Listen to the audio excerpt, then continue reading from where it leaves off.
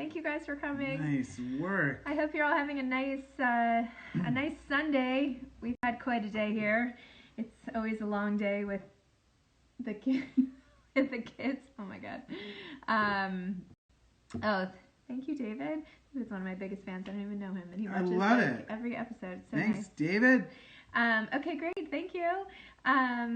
So it's Sunday, and today on KZ Time, we're not going... We have no guest. There's a surprise guest. No, you are the guest. That's the surprise. Yeah, Kyle is the guest because Father's Day is actually around the corner. Not that soon, but soon enough that we have to start dealing with it and have to start thinking about gifts. What do you want for Father's Day? Oh, what do I want for Father's Day? Yeah, think about it. Just, hanging out with you and the kids. I mean, that's what it's all about. Okay. Well, that's easy. Check that off the list. I mean, it's little things nowadays. Maybe a trip to Starbucks for social distancing coffees. Yeah. That could be fun. That could be nice. Maybe, I don't know, are the beaches open here? Maybe I could drive to the beach. I honestly don't understand. When the mayor disagrees with the governor, are the beaches open? I don't even have a beach sticker for the car. I don't know. No one knows. No one knows. Yeah. Well, the reason, in part, I wanted to talk to Kyle about being a stepdad. Kyle, for those of you who don't know, I have 4 kids with my previous ex-husband. And I have 8 kids with my previous wife. No, stop it. Kyle had not been married before and graciously accepted your offer.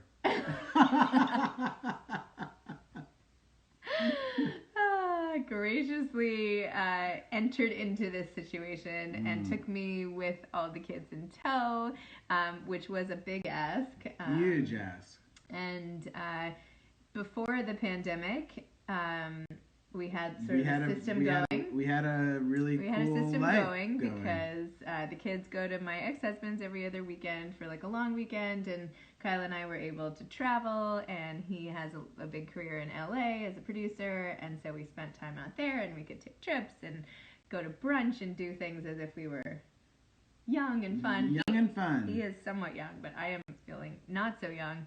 Anyway, we had this whole thing set up, and it was working pretty well. And now here we are in the pandemic, and we have been at home with the kids nonstop. No help. No helpers. Aside from 3 days, we've not had anybody helping us, which has been nice in ways. And, it's been a lot of TV for the kids and stuff while we both work. But we're making, If anyone, by the way, out there has any suggestions of something cool that you're doing at home, just throw them up in the comments, and we'll, share your ideas. Yeah. Because we're running out of ideas. My mom gave me a great idea the other day. She said, drive the kids down to the beach and get some seashells. And then we realized the beaches were closed, so we couldn't do that. And then really realized today that we actually had a bucket full of seashells. I don't even know how we acquired them, where they came from, but we had the seashells, and we painted. You painted, and the kids, seashells. Yeah. I actually didn't paint. There weren't enough paintbrushes. But yes, they finally painted the shells. Oh my god, there's someone named Zibby. Yeah. Oh my god, we pet the kids every day. Yeah, Zibby's my friend on social media who we connected with. We have very similar lives, and it's crazy. Wow, that's great. I'm so glad she's here on Instagram Live. Did you tell this Zibby about the other Zibby, the author? I can't remember. You want to tell her now? Seems like that's a good time. Zibby. So when I was about 9 years old, I was in a bookstore with my mom, and we picked up a book, and it was by Zibby O'Neill. I think I have told her. Anyway, who was an author at the time, actually probably still an author, and her book was called The Language of Goldfish. It was a young adult or middle grade book, like for my age at that time. And we started like a pen pal relationship. I looked up her address in the back of the book and sent it to her publisher, like I used to do with authors. And then we went for a tea at the plaza. And it was like the highlight of my literary at middle school life. So anyway, that's my yes, and we're gonna go wedding shop. Oh, amazing! Yes, she's getting married. She was gonna come to New York, and we were gonna go shopping. And now, oh man, I know now nothing is going on. We'll but get there. We'll get there eventually. My mom said paint rocks. My mom is really huge on painting anything. It sounds like. Yeah. Anything you can find on the ground, my mom will paint it. Well, the thing about about dealing with the kids, and then I want to ask you some specific questions. But that's why I'm here. The thing that's why I came today. About us dealing with the kids is like, you have all these big, great ideas. Like, huge let's get ideas. in the car and drive to the lighthouse or something. And I'm like, that's fun. I just, like, if you could just figure out a way to get them off the screens for 20 minutes right here in the living room. That's all I need is, like, that. Well, so we've had this sort of not difficulty, you're so generous with your time and coming up with these big creative ideas that I'm not thinking of. And yet I find, and I don't know about you out there, if your kids are resisting getting in the car or going anywhere, not that we actually even get out of the car, so maybe it's just not that fun, but you know, they don't really want to go anywhere. So baking, we've been doing so much baking. Actually, I should say Kyle has been doing all the cooking. I mean, I make breakfast and smoothies and that's nice. French toast and things like that. You work a blender well. Thank you. But Kyle does all the dinners and most of the lunches, and that's been really helpful. But anyway, then we get a lot of baked goods from Nini's Treats. We do, Nini's Treats. Yeah, crumb cakes, which are great. So you came into this situation. You had not been married before. You had not. And also Nina Vargas just came into this situation here. Look at that. All right, there we go. Well, anyway, back to my question. Okay. So you came into the situation, you were in your early 30s when you met me, you had not had kids before, you had not been married, and then all of a sudden you married me and inherited these like 4 kids as a stepdad, something that maybe you hadn't considered being, or maybe you had, I don't know. I mean, I knew about the kids before we got married. No, and before you met me. So my question is, in all seriousness, like, how did you decide that would be okay to do? That how did you come to terms with the fact that, like, in order to be with me, you would have to also live with the 4 kids most of the time? And then how did you figure out how to deal with it? Well, you know, I've been teaching tennis for a really, really, really, really long time, almost a lifetime, if you will, and teaching little kids of all ages. So I was really comfortable around kids and really comfortable communicating with kids. For me, it just, I don't know, it was totally fine. Yeah. But it's different, like, having a kid on a tennis court for half an hour and working on like, forehand. This is like the never-ending tennis lesson. I'm like, who's coming to pick these kids up? No one ever showed up to get them. Now they're our kids now. We just took them in. We rescued, they're rescues. What was the biggest difference from dealing with kids they act like rescues in short quantities of time versus the never-ending tennis? Right. What was like? Did you have to figure out a new way to interact? Like, yeah, I mean, it was a big learning curve. Just trying to find, you know, my place and my role, and with, you know, it obviously is much different than teaching tennis lessons. So for me, it was just a little bit of a learning curve. I know at the time you had been a parent already for like 7 years. So you were like 7 years in. I was just, you know, a rookie on like my first day. I think 8 years in. 8 years. Whatever. But still. And so I was trying to catch up and trying to not only go on my own instincts, learn from you, but I think most importantly, learn from the kids and listening to them. I think is like the biggest thing for me is, you know, like today, like our littlest guy, he was like yelling at me, like not yelling at me viciously or anything, but he was like yelling at me about like just like he wanted the soap to wash his hands and like this and that. And I said to him, you know, look, I know you're the youngest, and a lot of times you have to yell for everyone else to acknowledge that you're just talking. But I said, look, I'm always listening to you, so you don't have to yell at me. You can just talk to me normally in a normal voice, and I'll listen to you. I'll always listen to you. And he said, thank you. And that was really nice. And then he said, by the way, you know, can you get me the soap? And so I said, so I got him the soap, and he scrubbed up. And yeah, I mean, listening to the kids, you know, what do they want? What do they want from me? What do they want from you? What do they want from each other? And trying to make them happy, but also help shape and guide them and help them become the best versions of themselves that they can be. At night we play this game. What was your best today? What was your worst today? What was the time you laughed the hardest? And what was your most challenging? So I'm just going to ask you, like, what was your most challenging? What was your most challenging in dealing with the kids? And what has your most challenging thing been since we've been in quarantine? Because this has been a lot. I know we've talked about this, although not enough. Yeah, I think the most challenging thing that, for me, it's just probably been the, sort of the long days. It's like, they're like marathons. They start early and they end late. So... Instagram Live, guys.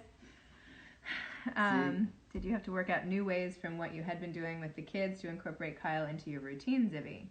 That's a great question. Good question, David. Yeah, let's turn the questions on you now. No. New ways from what I have been doing. So I have to confess that I can be very controlling with the kids. Well, probably in general. I like to be in charge. I like to do things my way, and I always change plans. I have a lot of weaknesses as a person and as a parent, and Kyle is very laid back, which is a blessing, because otherwise it doesn't work so well. If you were as aggro as I am, it would probably create a lot of conflict. Yeah, I feel like you have made me a better parent, though, because you slow down when I am revved up all the time, and you're always saying that, like, you're just trying to make these kids into better people, and one thing at a time, and you try to appreciate the fun and do things a little differently, and let things unfold organically. And I was not of that mentality before, right. And yet I've adopted it, so I don't know. Have you? I mean, pretty good. This whole podcast thing has unfolded organically. I could never have planned it. So, no, you're doing amazing. I'm just saying, like, I've adopted your mentality. You had a big week. Alicia Keys, Lena Dunham, Good Day Dallas. So, no, back to step parenting. Good Day DC. Because, I think a lot of people have... Yeah, I mean, the role of a step parent is also very, like, you're rolling with the punches, in a lot of ways. You don't get a lot of credit for the good things that you do, and you get a lot of the blame for, the bad things that you do. Not bad things, but just, things that maybe not everyone loves. So you get, you're like the quarterback. It's like if you win, everyone's like, yeah, you're great. But if you lose, you're a bum. So, I mean, for me, I just have learned to sort of just roll with the punches. And also understanding that these kids, your kids, everyone's kids, they're just still developing. Their brains. They're not really emotionally there. And, as they will be eventually. So for me, I think it's just, again, trying to step back and look at all that and look at the big picture. And Zibby is commenting again, the other Zibby is saying, joining two families together, kids or not, is the most challenging part of my relationship, and I know many others. It takes a true partner to get it and make it work. Very true. I mean, I feel like we're at the time in our life where our families, like our parents and siblings, don't play a huge role in our day-to-day lives. They don't live where we live most of the time, and but joining, I think the kid integration has been the biggest. And like your family has been just so amazing with the kids and treating them like as if they were their own flesh and blood, and rooting for them and being sweet and all the rest. It's been amazing, and it was like a perk I never saw coming. Didn't even occur to me, like, how great that the kids would get extra grandparents, and like it's just amazing for them, more than all this extra love. But extra grandparents, an extra aunt. Yeah. How did you meet, and how long did you date before marrying? We met because in kindergarten. she was my teacher. Stop it.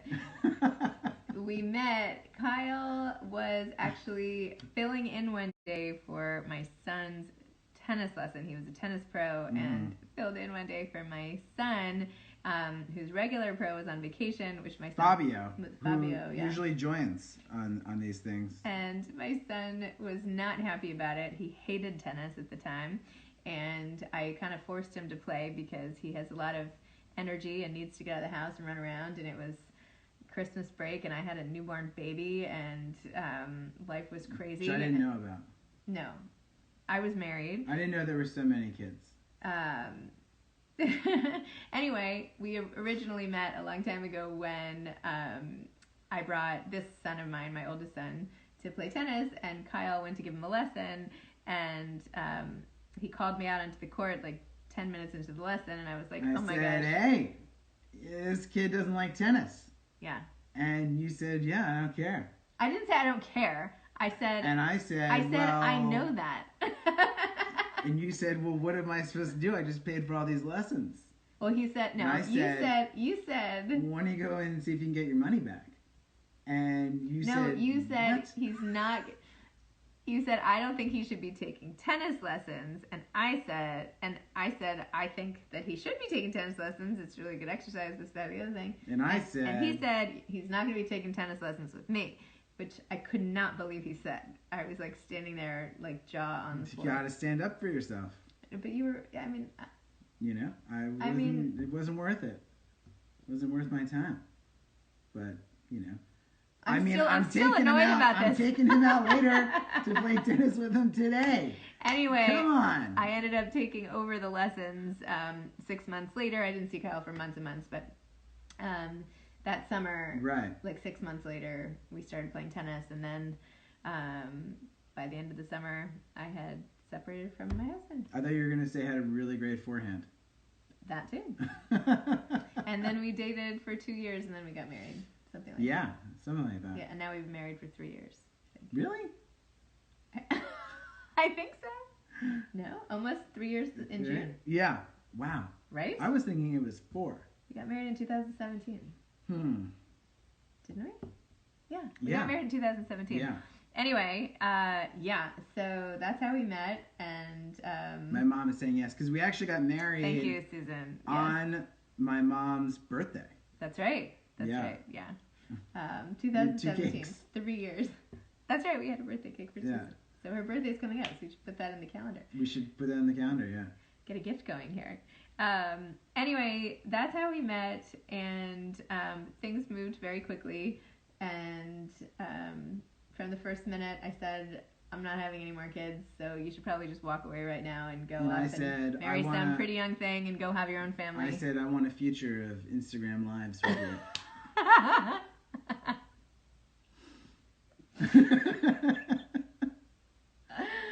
And you said, done.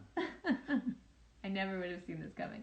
When I met Kyle, I wasn't even on social media. He was like this young, dashing tennis pro partying in Montauk, and I was bogged down with 4 kids and crying in the shower and all the rest of it. So I was swinging from the rafters at Surf Lodge. Swinging from the rafters, and somehow it all worked out. So here we are. When did Kyle get introduced as your significant other to your kids and incorporated it into your kids' life? That's a good question. Oh, and someone asked how old the kids are. They're now I have twins that are 13 and 7, almost 7 and 5.5.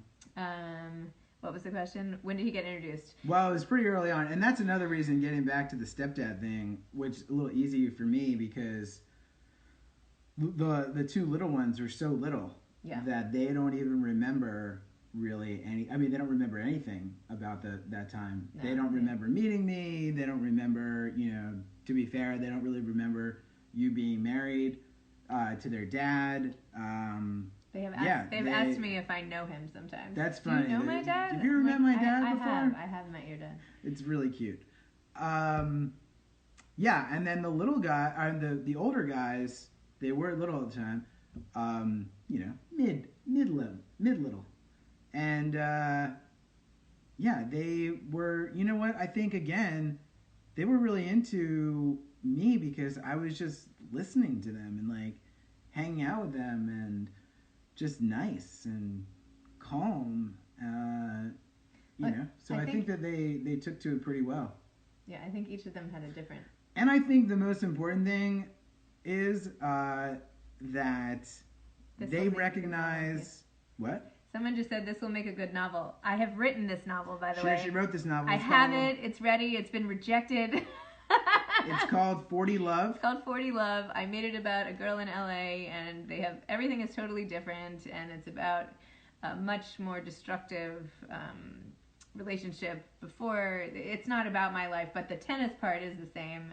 Well, what I was just going to say real quick to sum up. Sorry. Was just that the kids pick up on your happiness and recognize you being happy, and so then in turn they're happy, right? So I think that all they want is for you to be happy, regardless if it was with me or whoever. Like, they just want you to be happy, and I think they have respect for the person who's, you know, they're helping that happiness grow. Yeah.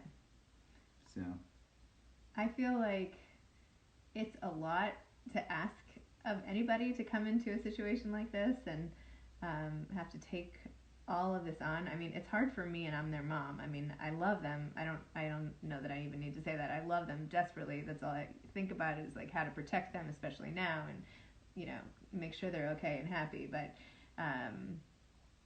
it can be hard. I mean, the days can be hard, and I sometimes lose my temper, but like, it's not okay for you to lose your temper because they don't respond to it the same way. Right. And so there are different rules for both of us, which I think stepdad creates a lot of conflict. Or the stepmom thing, you know, the mom and the dad, whatever they do, they're the mom and the dad.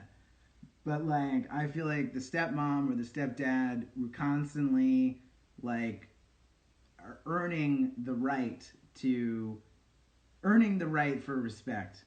You know, they're always going to listen to you when it comes down to it. They're always going to listen to their dad.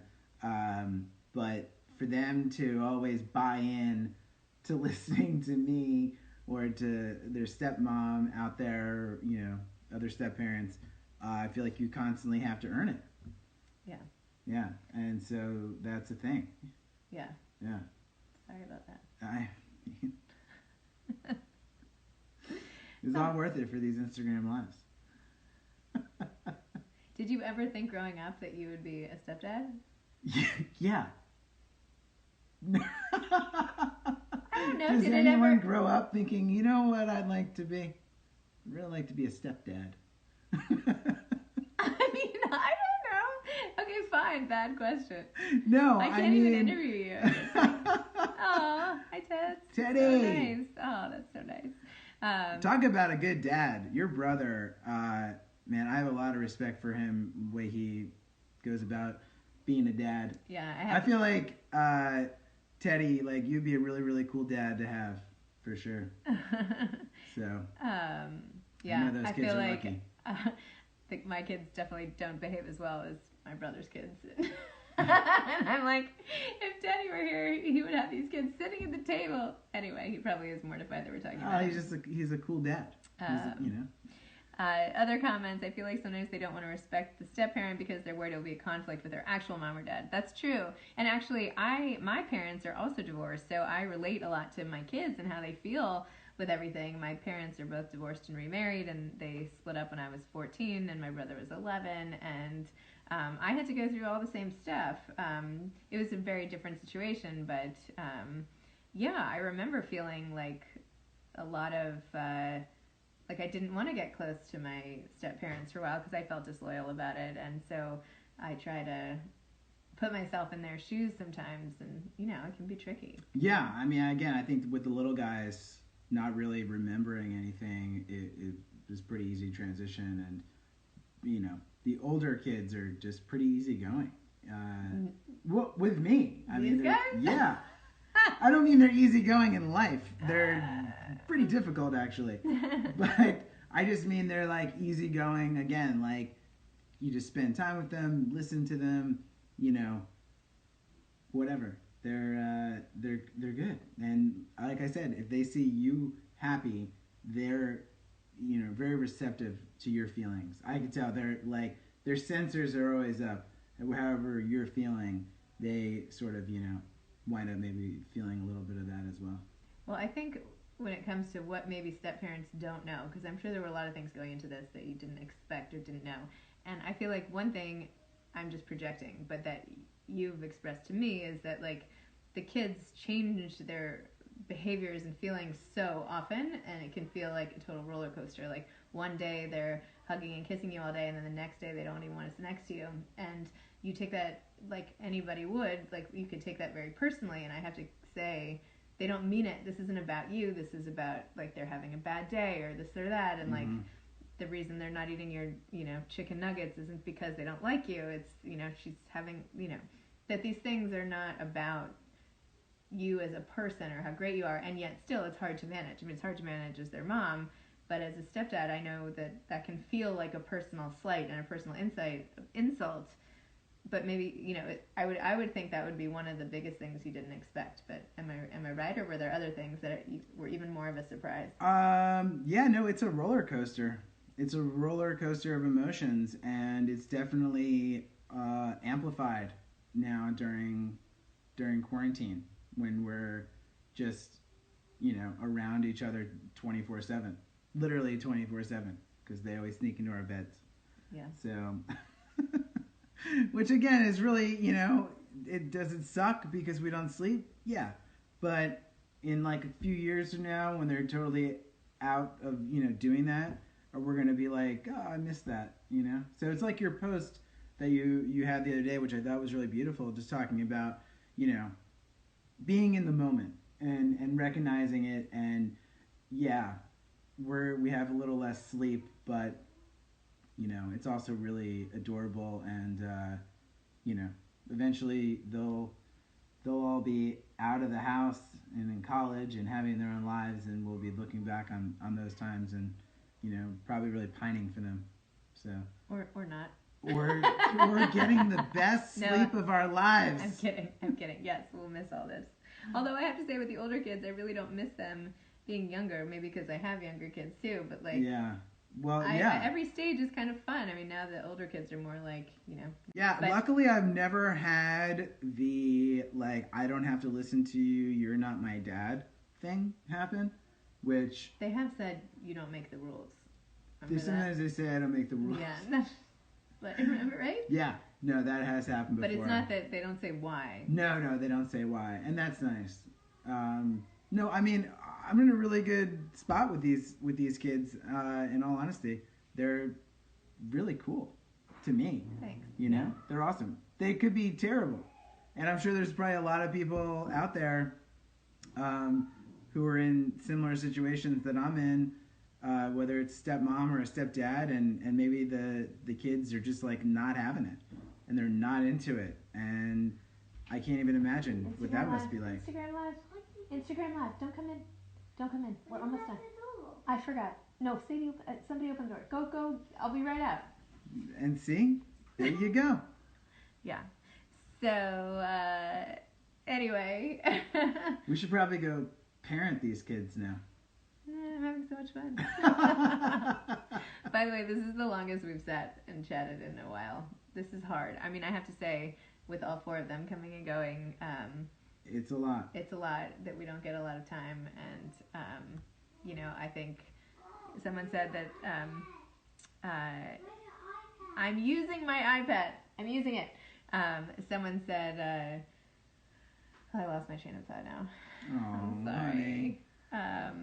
Someone said it would be a good bonding time now, which is true. But please don't come in, honey. Sit down. I have to use it. I can't find my phone. If you can find my phone, I'll switch it up. It's a good exercise. It is a good bonding time, but I have to say, very emotional, and you've also been emotional at times, I have to say, like everybody. I mean, I think this is affecting everyone. Emotional. Yeah. So I feel like my own up and downs of emotions impact things negatively, probably. And I'm so busy, I feel like, trying to get everybody's needs met that I don't I'm probably not a very good wife when I try to be a good like mother and housekeeper and babysitter and teacher and podcaster, and I just feel like good wife has slipped down, and I don't feel good about that. I'm sorry, but you're a great wife. I mean, you know, I feel like for all the moms out there, there's like only so much bandwidth. Yeah, it's down on the list. I mean, you have a lot on your plate, and right now you have extra on your plate, and it's really amplified, like I said. You know, and it's tough. You know, no matter what your situation is, just living in a Groundhog Day scenario for the last 8 weeks is just, play some tricks on your mind. Yeah. For sure. I've definitely gotten used to, like, I feel like now at least I have my systems in place, and I like readjusted. I don't think it bothers me as much, the fact that we're like in the same place. I feel like this is similar to summer in a way. Like, I feel like I've gotten used to some things. I appreciate that we don't have to deal with logistics anymore, that took up so much of my time planning and then executing plans. And with that mental load lifted, that's been really helpful. Somebody just said how lucky you are. I'm lucky to have a loving, understanding husband in Kyle. I know, I am so lucky. I am so lucky. I am. I know that, yes. I'm very lucky. Kyle is like a godsend, and the fact that he is so patient with the kids when they can be, 4 kids, they all have moods, it can be a lot, and he's really patient, and, I don't want to give any illusion that, like, we have this like perfect situation. Everybody has like challenges, so I don't want to like pretend that we don't squabble every so often and put some unrealistic model forward. Like, we're just like everybody else. Well, I think that's one of the really cool things about your whole vibe on your Instagram platforms is, and I see that people really appreciate it, is that you never put up some sort of like front. You don't have like some fake background. You don't have like some staged photo and then like you take down the background and all the staging and it's like terrible and chaotic. You're like, hey, it's terrible and chaotic right now. I'm going to photograph that and I'm going to write that it was terrible and chaotic this morning, and I bet I'm not the only one.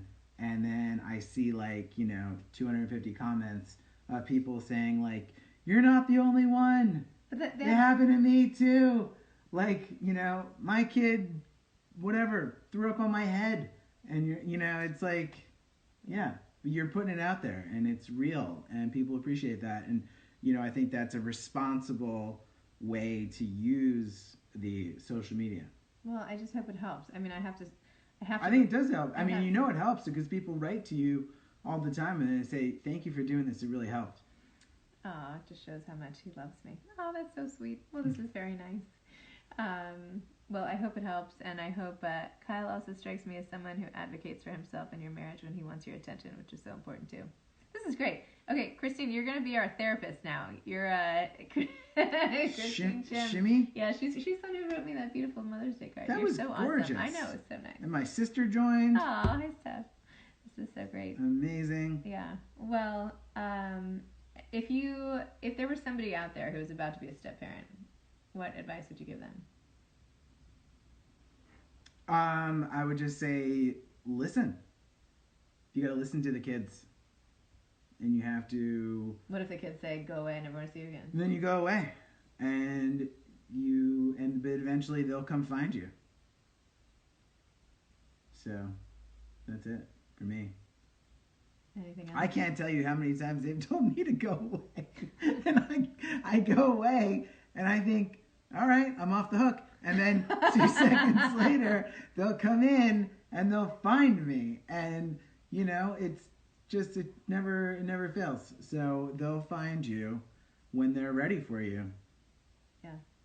And I would say, as somebody who has, like, made the step-parent role, as somebody who... is the one who has to introduce the step-parent to their kids, like, not to take things personally. This would be my number one piece of advice, because they don't mean it. It's not about you. I think somebody commented, it's usually about their loyalty to their existing parent. It's a complicated role to fill, and it rarely has to do with you as a person and your personality and who you are. Yeah. I think that that's something that you have to like have kind of a good constitution to kind of. I would also just say that the idea is not to replace someone else, right? Mm-hmm. Obviously, if that person's still living and still in the picture and they're a nice person, there's no reason to feel like you're trying to ever replace that person. I think you're just like, trying to add to something already really great. And that's a nice thing to say. Yeah. You're just a breath of fresh air. Awesome. Okay, well, I hope that helped people. I learned to love my stepdad with all my heart, and I'm so grateful that he loved me. Way to go, Kyle. Aw. Was it hard to introduce Kyle to them? Has anything changed over time, or has it been the same? It was funny introducing Kyle because he did know my older two kids, because I had taken tennis lessons with him for the summer, and I had often brought the kids, and the kids had taken lessons, so they knew who he was, and we waited a long time, like almost a year from when they last saw you. Mm-hmm. So I was worried maybe they didn't remember him, but we waited almost a year, and they took to him right away. It was great. Anyway, you're welcome for sharing our time and our lives with you. Poor Kyle, I roped him into this open book mentality. Yeah, I mean, this isn't something that I normally do. So this is, but again, I feel that this is where personal growth comes from. Doing this sort of stuff to me is uncomfortable. I'm sorry. But you can't grow inside your comfort zone. So I feel like just in the last 40 minutes, I've grown in a big way. Aww. So thank you so much. Well, thanks for putting up with this request, and I'm hoping that your experience helps other parents and step-parents, and that was the goal. So hopefully it worked. At least we got to hang out with Zibby. Yeah. Zibby and Christine. Kyle can come wedding dress shopping too. Awesome. Love it. That's amazing. I went wedding dress shopping with you. He did. He went wedding dress shopping with me. Yeah. That was a great pick. It's a good pick. He picked my dress. It was perfect. Anyway. All right. We're going to go back and deal with the kids. And it's nice to know it's almost 3. I feel like we've passed the hump of the day here. Mm-hmm. Like getting over the lunchtime situation.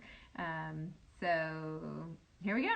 All right. I hope the rest of you have great afternoons. And then tune in this week. What do you have on the docket? Oh, yeah. I have a lot of great stuff. Tomorrow, I'm interviewing Jennifer Style. I wonder if I have her book's in the other room. It's called Exile Music, and it's really good. And I'm also talking to Dr. Harold Koplowitz of the Child Mind Institute. Dr. Koplowitz, unbelievable, this guy. I mean, guru, not only to just so many millions and millions of families. No, they're just leaving it right there. There? Okay. I see it, yeah.